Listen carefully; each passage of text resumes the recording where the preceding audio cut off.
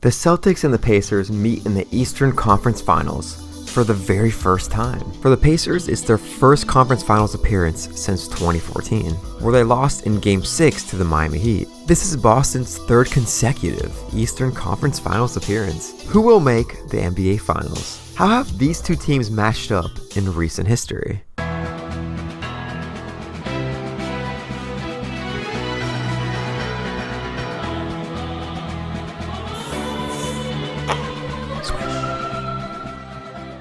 What's up, my homies?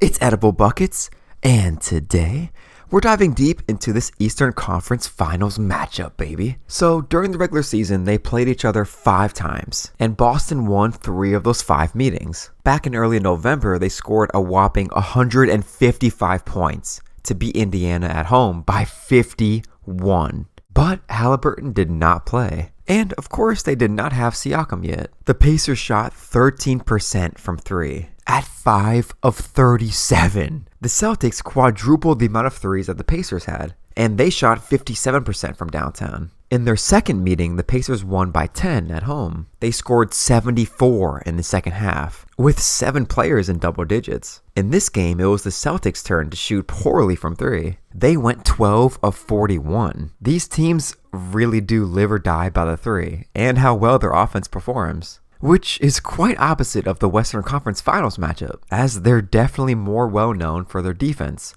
especially as of late. I'll be jumping into that series in the next video, which is tomorrow. But anyway, crazy that Jaylen Brown and Jason Tatum each had 30 and they still lost by 10. The Celtics did not have Porzingis in this game and will not have him for the start of this series. Halliburton had a triple-double, and fun fact, this was his first ever career triple-double. Porzingis was back for their third meeting, and even though he only played 6 minutes due to an eye poke, the Celtics still got the dub by 17. Tatum and Brown were each over 30 points. But this was before the Pacers had Siakam. Mathurin was the leading scorer for them with 20. Not to mention, Indiana shot 8 of 42 from 3 in this game. In their fourth meeting in January, the teams combined for 264 points, as the Pacers edged out a 2-point victory. Indiana scored 44 in the third, and every quarter each team scored 30 or more besides the second, where Boston scored 26. The definition of a track meet. Although Halliburton only played 13 minutes, as he suffered a tough leg injury right before halftime. On top of that, Tatum did not play. Mathurin once again led the Pacers in points with 26. But it was a very rounded offensive outing for Indiana. 7 players were in double digits. Jaylen Brown dropped 40 in a losing effort. By the way, Bennedict Mathurin underwent season-ending surgery, so he'll be out of the playoffs. In their last meeting of the regular season, the teams were finally relatively healthy. Besides Mathurin, as he won't be in the playoffs, so we can act as this is a potential small sample size. Another track meet, but this time Boston took care of home court. Both teams have been excellent at home. Boston had a home regular season record of 37-4. Wow, Indiana has not lost a game at home this playoffs. Boston has lost 2 at home this playoffs. So whoever can steal a road win will definitely have an advantage in this series. If you're Indiana, just take game 1 or game 2, as Indiana has been different at home lately. Their last time losing at home was way back on March 18th. So in their final meeting, Boston won by 5, but at halftime they had an 81-66 lead. Indiana had a great push in the third quarter, scoring 37 points. At the end of the third, the score was 103-106 Boston, which is crazy. Teams used to be lucky to score over 100 points in a game. Tatum, Brown, and White were all over 20 points. Nesmith was the leading scorer for Indiana with 26 and 12. Even though Indiana out-rebounded Boston by 10, the 3-point shooting once again proved to be the big deciding factor, as Indiana went 30% and Boston at 47. The Pacers just needed 2 more threes to drop. Halliburton all-time against the Celtics, including his days in Sacramento, he's 6-6. And Tatum all-time against Indiana is 16-8. But of course, the Pacers weren't as good until recently. The odds right now say Indiana is at plus 600 to win the series. To put that in perspective, the 8-seed Heat last year were at plus 375 going into the Eastern Finals. And the Mavs this year are plus 145 to beat Minnesota. Let's go back in time a little bit. Last season, the Pacers won 1 of 3 games against Boston. The game they did win, Halliburton had 33-8 on 50% shooting. game. And Tatum had 41, but they lost by 5. The Pacers scored 42 points in the first quarter alone, which pushed them to a 20-point lead going into the second quarter. This was another example of the Celtics shooting poorly from 3. In their second meeting last year, Boston returned the favor by 4. Miles Turner had 40 points and 10 rebounds that game. And in their final meeting of 2023, the Celtics blew them out by 25. In this game, the Pacers shot 4 of 26 from deep. So in the last 8 games, the Pacers won 3. And in every single matchup, except for one, the better 3-point shooting team won the game. The only time this did not happen in the last 2 years was in January, where the Pacers won by 2. You could say the 3-point shooting was basically even. And finally, for my prediction. So last round I correctly predicted the Celtics to win in 5, which wasn't very hard, but incorrectly predicted the Knicks to win in 7. So for these Eastern Finals, I'm going Celtics in 6. Tomorrow, I'll have out the Mavericks and Timberwolves series breakdown. I'm so hyped for that. That series is so juicy. Anyway, until then, it's been Edible Buckets,